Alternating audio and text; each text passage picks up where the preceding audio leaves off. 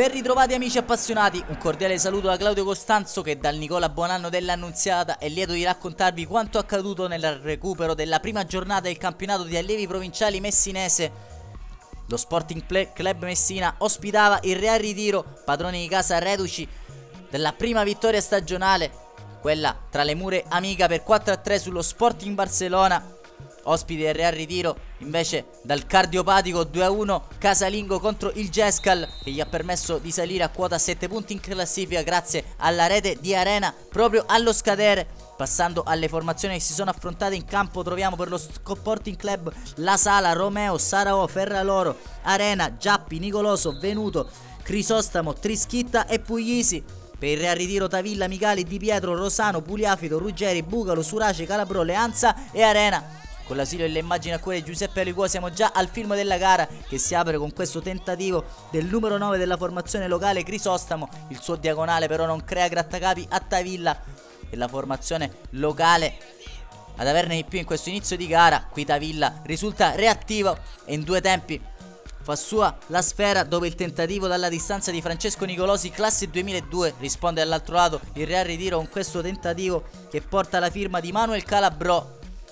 A seguire anche dalla distanza ci prova il numero 10 Anton Giulio Leanza, non riuscendo però a centrare il bersaglio grosso. E sempre da calcio piazzato che crea i pericoli più importanti la formazione di mister De Francesco, che qui ha gettato alle ortiche una buona occasione. A seguire una verticalizzazione potrebbe liberare Calabrò a tu per tu con La Sala, e attento però l'estremo difensore della formazione locale ad allontanare il pericolo, uscendo proprio fuori dalla propria area di rigore. Contro il C e contro il V dall'altro lato anche Tavilla senza fronzoli ad allontanare il pericolo. Salgono però i giri degli attacchi della formazione Real Ritiro, che qui ha avuto una buona occasione. Dal calcio d'angolo seguente ne nascerà il gol del vantaggio. Serie di batti e ribatti in area, risolve la controversia Jonathan Bucalo, che al 31esimo minuto di gioco porta in vantaggio il Real Ritiro. Riesce a calamitare questo pallone vagante e a scaraventarlo alle spalle di La Sala per il vantaggio della formazione ospite. A seguire anche ingenuità clamorosa del numero 10 e capitano dello Sporting Club Messina, che dopo essere stato ammonito per proteste applaude il direttore di gara, che gli sventola in faccia il secondo giallo. Lascia in 10 uomini compagni di squadra. A seguire tentativo del Real Ritiro. Sarà questa l'ultima emozione della gara, squadre che vanno a riposo sul risultato di 0-1 in favore del Real Ritiro. Fin qui a decidere è il gol di Jonathan Bucalo. Quando siamo rientrati in campo per raccontarvi quanto accaduto nella ripresa, con il Real Ritiro che ora può gestire il vantaggio e la superiorità numerica. E qui ancora dagli sviluppi di un calcio piazzato mette sotto torchio la difesa locale. Il tentativo però del proprio attaccante si spegne alto. Ora la formazione di mister De Francesco sta facendo soffrire i propri avversari, soprattutto sul binario di destra. Qui intanto ci prova anche Anton Giulio Leanza, ma è bravo La Sala a respingere gli attacchi ospiti. Prova a farsi rivedere in avanti lo Sporting Club Messina, ma in quelle rare occasioni trova un pronto e reattiva Tavilla sulla sua strada.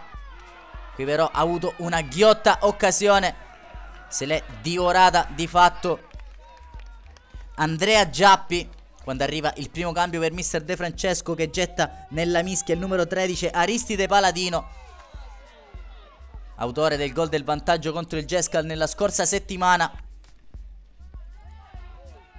Ancora Real Ritiro però in avanti, continua a macinare il gioco e a collezionare una serie infinita di palle gol. Qui Manuel Calabrò non è riuscito a battere La Sala per la seconda volta. Dagli sviluppi del calcio d'angolo seguente però ci riuscirà, e come, con il numero 4 Alessandro Rosano, classe 2002, che dai 18 metri scaglia un mancino imparabile per il giovane La Sala.